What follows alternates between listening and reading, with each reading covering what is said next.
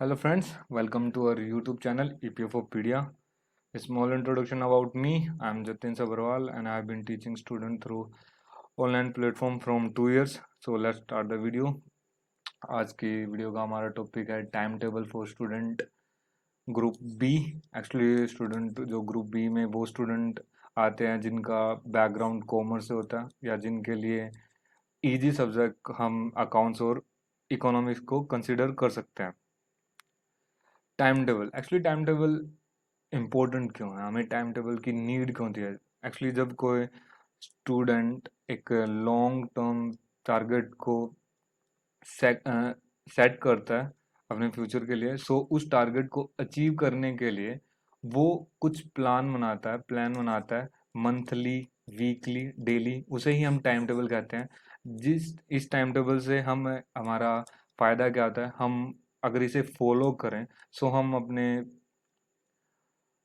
Target को अच्छे तरीके से अचीव कर सकते हैं, हम पंचुअल हो सकते हैं, हम डिसिप्लिन बन जाते हैं इस टाइम टेबल को फॉलो करते करते हुए।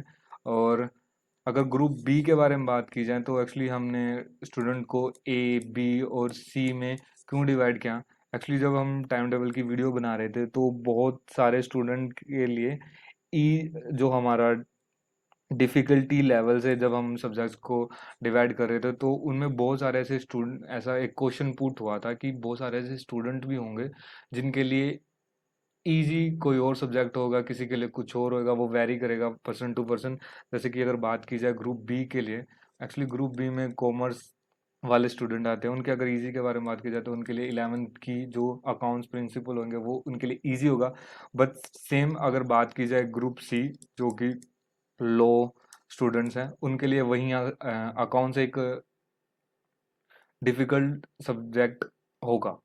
तो इसी चीज़ के लिए हमने हर एक पर्सन के लिए अलग से टाइम टेबल बनाया है। सो ये वीडियो सिर्फ ग्रुप बी के लिए है।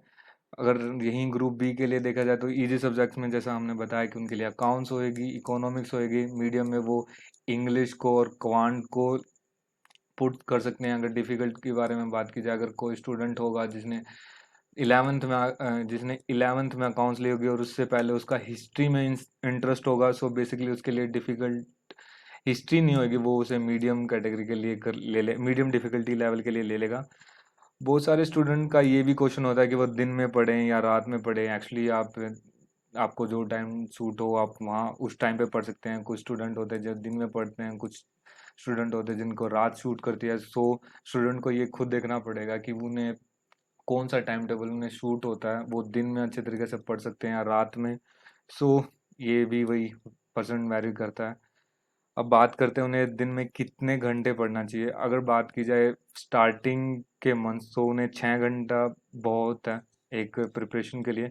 बट जब हमारा अक्टूबर स्टार्ट होएगा तो जब रिवीजन करना स्टार्ट कर देंगे तो आपको इस 6 को उल्टा करना पड़ेगा, 9 आवर पर डे। अब बात की जाए टाइम टेबल के बारे में, सो बेसिकली हम 3 तरीके का टाइम टेबल बनाना सीखेंगे। एक होता है मंथली, वीकली एंड डेली। अब बात करते हैं अगर मंथली टाइम टेबल की। सो मंथली टाइम टेबल जैसे कि आप जानते हैं कि अभी जून चल रहा है। अब हमारे पास है जून है, जुलाई है, अगस्त है, सितंबर है, अक्टूबर है। और जैसे कि आप जानते हैं अक्टूबर, जो 4 अक्टूबर को जो हमारा एग्ज़ाम होना था, कोविड-19 की वजह से जो यूपीएससी का सिविल सर्विस एग्जामिनेशन था जो कि 31 मई को होना था, वो नहीं हो पाया। सो यूपीएससी ने उनको 4 अक्टूबर डेट उनके लिए अलॉट कर दिया है। अब और उन्होंने जो स्टूडेंट ईपीएफओ एस्पेरेंट है उनके लिए उन्होंने एक गाइडलाइंस ये दी थी कि ईपीएफओ एग्ज़ाम की जो डेट होगी वो नेक्स्ट नोटिफिकेशन में आपको बता दी जाएगी। सो अब बात करते हैं जून में। सो जून में अगर जो ग्रुप बी के स्टूडेंट हैं, अगर उन्हें सब्जेक्ट लेना है तो फर्स्ट जो आपका रूल होगा कि आपको एक मंथ सिर्फ एक सब्जेक्ट नहीं पढ़ना है। सो हमने 3 सब्जेक्ट्स को लिया है यहाँ पे, account, economics and current affair. जो हमारा सेकंड रूल होगा एक टाइम टेबल को बनाने के लिए, वो ये होगा कि आपके जो ग्रुप होंगे सब्जेक्ट्स के, उनके बीच में मैट्रिक्स होनी चाहिए, इंटरलिंकेज होना चाहिए। जैसे कि आप जानते हैं कि इकोनॉमिक्स में बहुत सारे ऐसे टर्म होते हैं जो डायरेक्ट अकाउंट से रिलेटेड होती है। अकाउंट्स में से बहुत सारी टर्म्स होती हैं वो इकोनॉमिक्स के लिए इंपॉर्टेंट होती है। सेम इकोनॉमिक्स इंटरलिंकेज है करंट अफेयर के साथ, इसलिए। और ये था हमारा सेकंड रूल। अगर rule third, rule three third की बात की जाए तो ये है कि जब एक एथलीट किसी लॉन्ग रेस लाइक 5,000 मीटर के लिए जब वो भागता है, तो बेसिकली वो ऐसा नहीं है कि वो स्टार्टिंग से लेके लास्ट तक स्टार्टिंग से ही एक चार्ज या फुल स्पीड से भागना स्टार्ट करता है। नहीं, वो एनर्जी सेव करता है अपने मीडियम पार्ट के लिए, फिर 2/3 के लिए जब वो लाइन के जस्ट पास होता है तो वहां से वो एक बूस्ट करता है अपने आप को। सो इसी रूल को हम फॉलो करेंगे। सो हमने जो अपना फर्स्ट ग्रुप लिया है वो इजी है, ग्रुप बी के लिए। सेम अब जब वो जून में जाएगा, सो उसका डिफिकल्टी लेवल इंक्रीज होगा, क्योंकि बहुत सारे ऐसे स्टूडेंट होते हैं उनको क्वांट सेक्शन इतना अच्छा नहीं आता, या इंग्लिश उनके लिए इतनी इंपॉर्टेंट नहीं होती, कंप्यूटर। सेम इसी तरह 3 अगस्त यहाँ पे डिफिकल्टी लेवल थोड़ा सा और इंक्रीज हो गया, polity, polity with labour law. जैसे कि रूल नंबर जो 1 था कि आप एक सब्जेक्ट नहीं पढ़ेंगे, नहीं, हम 3 सब्जेक्ट्स को ले रहे हैं।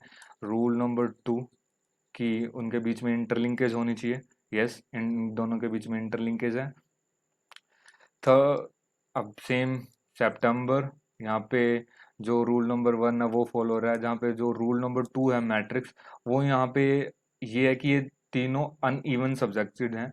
ना हिस्ट्री सोशल सिक्योरिटी के साथ कोई इंटरलिंकेज बना पा रही है, ना सोशल सिक्योरिटी साइंस के साथ बना पा रही है। तो इनके बीच में जो मैट्रिक्स है वो ये है कि आप जब इंटरलिंकेज बना रहे थे तो आपके पास 3 ऐसी सब्जेक्ट बच गए थे जो कि कहीं फिट नहीं हो पा रहे थे। तो आपने उन अनइवन सब्जेक्ट को अपने प्रिपरेशन के एक रिवीजन, जब आप 4 अक्टूबर से जब रिवीजन स्टार्ट करेंगे, तो उससे एक मंथ पहले जब आप का एग्जाम आपके पास होगा, तो आप एक साइकोलॉजिकल प्रोसेस है कि जब आपके पास आपके ऊपर कोई फोर्स हो लग रहा होता है तो आपकी परफॉर्मेंस इंक्रीज होती है।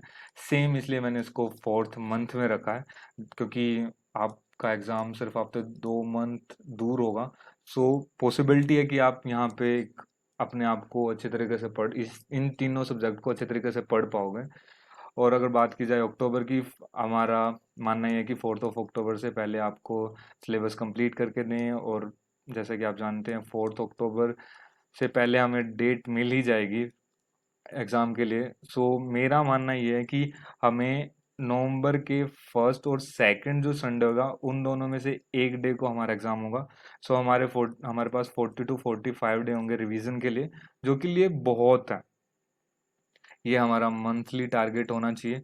और फर्स्ट ऑफ ऑल जब आप इस मंथली टारगेट को अचीव कर लें, अगर आपकी एफिशिएंसी 70 to 80% आ रही है, सो आपकी परफॉर्मेंस गुड है आपके सब्जेक्ट के अकॉर्डिंग। अब बात करते हैं वीकली टाइम टेबल के बारे में। अगर आप डे 1 से स्टार्ट कर रहे हैं तो फर्स्ट ऑफ ऑल आप एक वीक के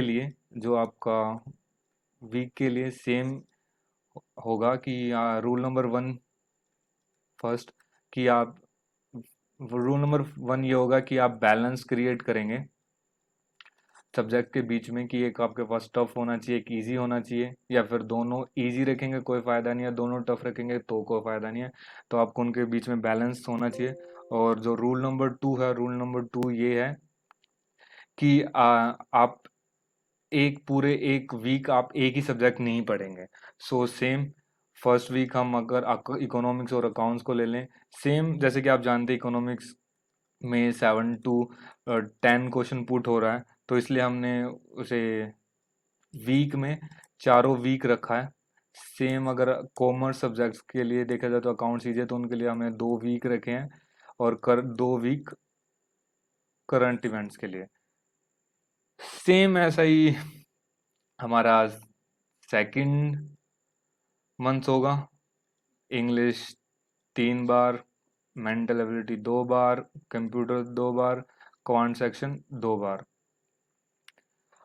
यहाँ पे मैं आपको एक और इम्पोर्टेंट चीज़ बताना चाहता हूँ कि जब आप एक वीक में पढ़ना स्टार्ट करें तो आपके पास 7 डेज होंगे। सो बेसिकली आप ये कर सकते हैं कि 2-1-3-1 से अपने 7 डेज को स्प्लिट कर सकते हैं कि आप 2 दिन पढ़िए, फिर एक दिन रिवाइज कीजिए कि आपने 2 दिन पढ़ा क्या है, 3 दिन पढ़िए, फिर एक दिन रिवाइज कीजिए कि आपने इन 3 दिन में पढ़ा क्या है। इससे क्या होगा कि आपको चेक एंड बैलेंस आप अपने आप को करते रहेंगे और इससे आपकी इफ़िशिएंसी इंक्रीज होगी।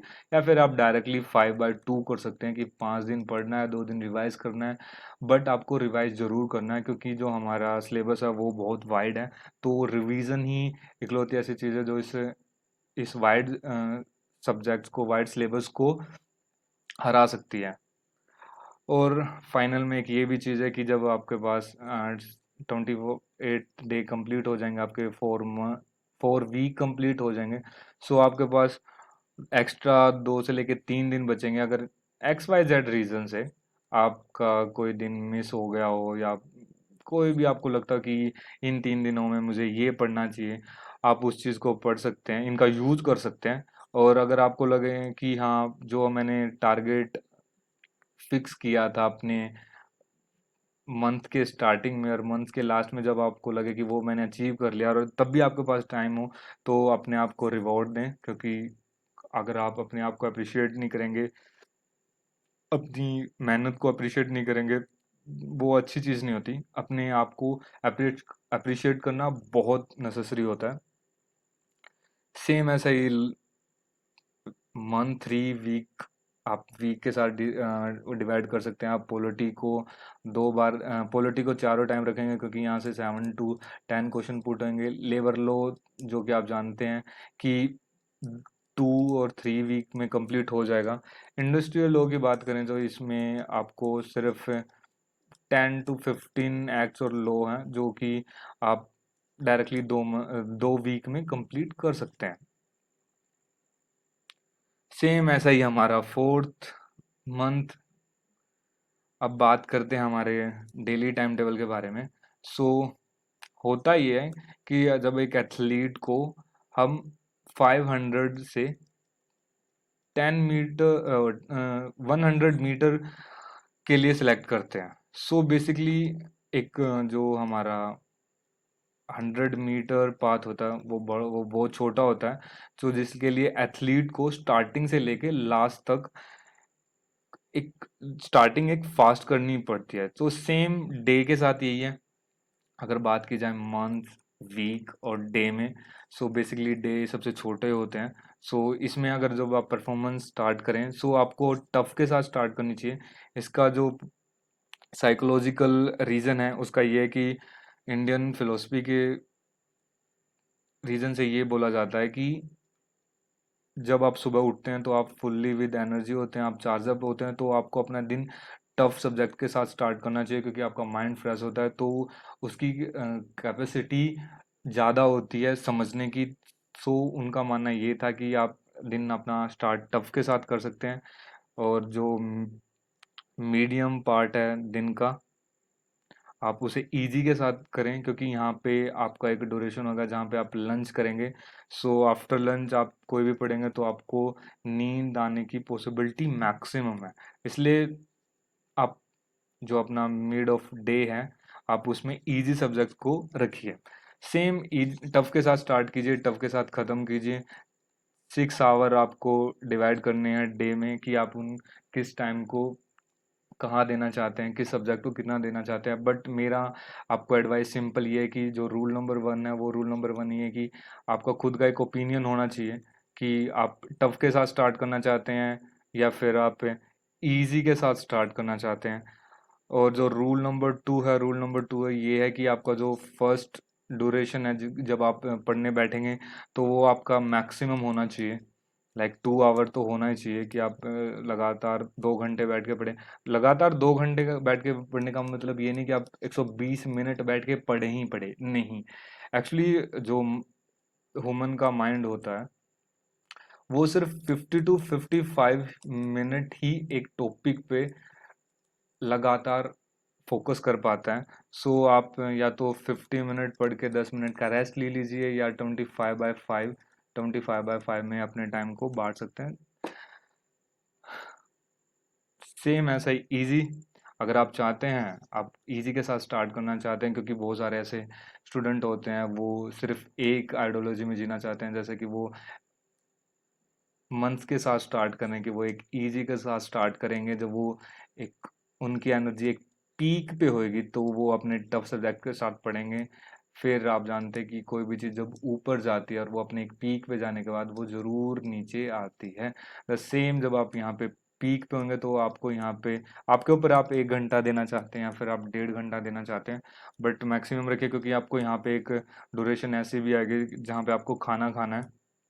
सो वो आपको खुद देखना पड़ेगा, आपको कौन सा टाइम कहाँ सूट होता है। सो आप अगर किसी टाइम टेबल बनाएं तो आप उन्हें 5 पार्ट में डिवाइड कीजिए टाइम को। दिन एक डेली टाइम टेबल में आप टाइम ड्यूरेशन को 5 पार्ट में डिवाइड कीजिए, जिसमें 2, फिर यहाँ पे 45 मिनट, फिर 1 आवर, फिर यहाँ पे 1 आवर, फिर यहाँ पे आपको 1/15 आप अपनी स्टडी को अलॉट कीजिए। एक बेसिकली एक स्ट्रक्चर था जिससे कि आप अपना खुद का टाइम टेबल बना सकते हैं। बेसिकली मैं तो यही फॉलो करता हूँ अपने लिए। आज की बस वीडियो में इतना ही। अगर आपको मेरी वीडियो अच्छी लगी हो तो please like the button, share with your friends and subscribe my channel. Thank you so much.